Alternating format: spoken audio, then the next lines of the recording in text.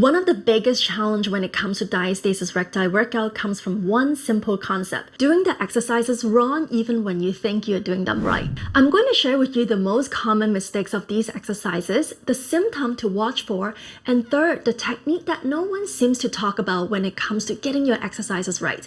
Let's start with bulging and doming of your abdomen. Let's define what bulging, doming, and there's a third one, sinking, mean. But it all comes down to pressure mismanaged. So we have core pressure in our stomach, and when we are doing certain exercises or moving furniture or lifting your baby, there's pressure that exists in your core, and the way you're moving your body, the pressure has to go somewhere. So with doming, it's a triangle shape that you will see in the midline. The pressure is trying to push out toward your midline where you're feeling the fingers gap for your diastasis recti. A lot of pressure is pushing out, forming a triangle shape. It's very obvious, but it could not be very noticeable if you didn't know what you were watching out for. So when you're doing an exercise such as crunches, if you were to do a crunch or plank, you will see a triangle shape. That's called doming. Now, if it's a little bit of a soft dome, like it's only coming out from the midline and you can kind of push it back in, it's not a hard dome where, like, you know, no matter how much you're pushing it, it's not really going in. That's called a hard dome. But if it's a soft dome, then it's okay for that exercise. But watch out for that doming. Most likely you can do better when it comes down to pressure management. Now with bulging, it's not a triangle shape anymore. You might be able to engage and flatter the upper abdomen, but all the pressure is pushing down toward your lower tummy, the lower core. So you will be able to flatten the tummy up here, but then you're bulging down here where the lower abdomen, lower tummy is. So you might be thinking that you're engaging correctly because you see that your tummy is flattening,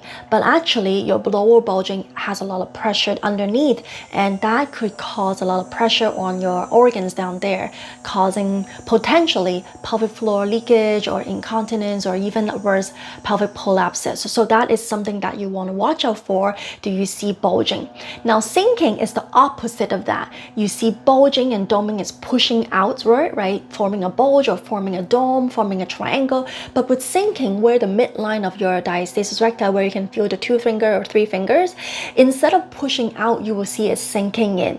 This happens more when you're doing a lean back exercises or when you are being on the floor. Gravity is pulling you down, like you're lying on your back. You're not able to manage that tensions underneath. The core muscles needs to be worked on, right? It needs to be tensed, not slack. Right now, it's very slack. It's very squishy, very soft, and that's why it's sinking in. You're not able to pull the tension taut for it to heal, for it to close the gap.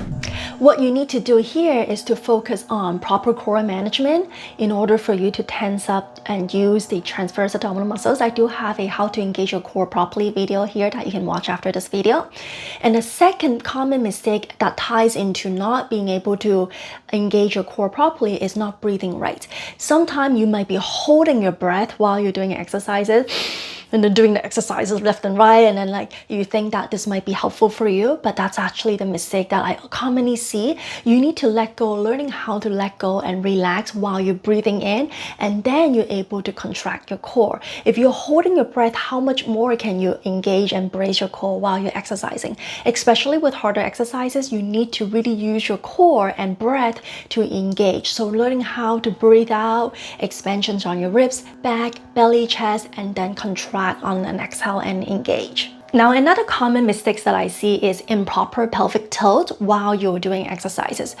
If you are having improper pelvic tilt, and that means my glutes here that I'm tugging in, that is a posterior pelvic tilt. And if let's say you are doing a HIIT workout or a weightlifting workout, and this you're not able to utilize the core properly here while you're doing a dumbbell curl, or if you have improper anterior pelvic tilt where you have a deep arch on your back and your bum is sticking out, and let's say you're doing a side to side, elbow to knees, and then you are just gonna strain your back more.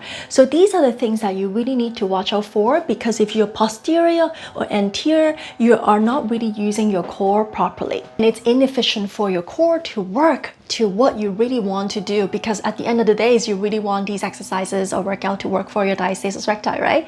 But if you're not tilting the right way, if you don't have a neutral curve, it's just harder. It's probably not gonna be like worsening much, much, but it can cause some back pain, and also it won't look good overall. The way your posture plays a big role in the way you look on your abdomen. Common symptom that you can watch out for, especially if you're really worried that you're not doing the exercises right, would be pain. So do you feel pain on your upper shoulder? Usually that's where you will feel pain when you're doing more upper body movement. Or do you feel pain down there on your lower back? Like I mentioned earlier, with the improper pelvic tilt, you might be straining your back when you're arching, when you're lying on the floor, your back is not touching on the mat. So you could cause yourself to have more pain. Now, another one would be pressure in your bladder or in your rectum while you're exercising. That means you're not engaging your core properly. You're forcing a lot of pressure down on your bladder. Now, the third thing would be incontinence after the workout. So maybe even before the workout, you're a little bit scared. Your body is already signaling you. So you have incontinence, leaking. But especially after working out and immediately or during the workout, you're feeling like, okay, you have the urge to go pee.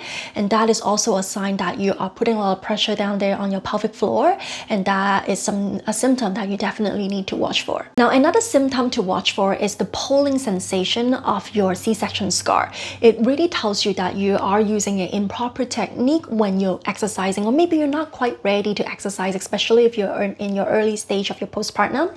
So doing more skin rolling, C-section scar massage, those will help the skin to glide better, and so when you're exercising, it will feel a lot better. It might not necessarily you're doing it improperly. Perhaps the C-section scar itself is trying to heal on its own, or maybe it just stitched together so stiff, you just need a little bit more TLC for it to glide and feel better when you're doing exercises. And what techniques can you use when nobody is really watching your form while you're doing workouts at home? You might have heard of me saying that the mirror would be a really good tool to help you with it, because I remember when I was working out without a mirror, I had no clue that I was anterior pelvic tilt so bad that like my whole body, my whole belly was just spilling out. Like it was not using my core muscles in any way.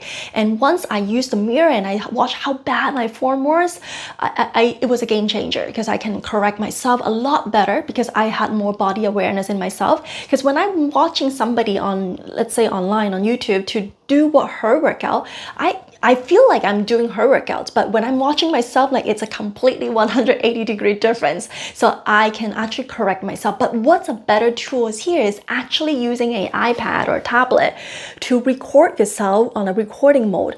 Because with the mirror, you can really just pop it beside you. So it's not very helpful for you when you're doing a lot of the floor exercises that, a lot of the common diastasis recti exercises start with lying on the floor, and that's fine. But you can't really see yourself when you are lying down on the floor with the mirror beside you. Kind of, not really. But with the tablet, you're able to record yourself if you have a tripod, right? And then just look at yourself this way, or film it underneath, like when you're doing a bird dog, let's say, and you can slide the tablet underneath and then put a recording button, and then you can really see yourself. Oh my gosh, I'm bulging, I'm doming, I'm whatever, right? That I talked about earlier. And if you worry about not having enough storage, just delete the video right away and you will have space. Now that you learned about the common mistakes and symptoms to watch out for when you're working out, let's start with engaging your core properly. So let's watch this video on how to engage your core properly, and I'll see you inside. Bye.